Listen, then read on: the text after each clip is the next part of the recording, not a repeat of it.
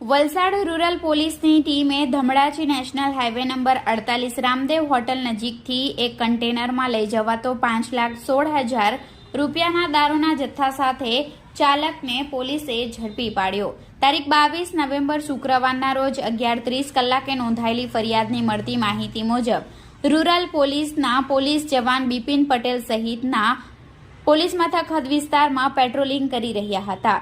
જે દરમિયાન ખાનગી રાહે બાતમી મળી હતી કે એક ટાટા કન્ટેનર નંબર WB11D 5366માં દારૂનો જથ્થો ભરી ચાલક સુરત તરફ જવાનો છે। જે બાતમીના આધારે રૂરલ પોલીસની team Dhamdachi Ramdev hotel national highway number 48 પાસે બાતમીવાળા કન્ટેનરની વોચ ગોઠવી હતી। જે દરમિયાન બાતમીવાળું કન્ટેનર આવતા પોલીસની ટીમે ચાલકને કન્ટેનર ઊભી રાખવા માટે ઇશારો કર્યો હતો। ચાલકે કન્ટેનર ઊભી રાખતા કન્ટેનરમાં જોતા બંધ બોડીના કન્ટેનરમાં શું છે તેમ પૂછતા ચાલકે ગલ્લા તલ્લા કર્યા હતા। જો કે અંદર ખોલાવીને તપાસ કરતા દારૂનો જથ્થો મળી આવ્યો હતો।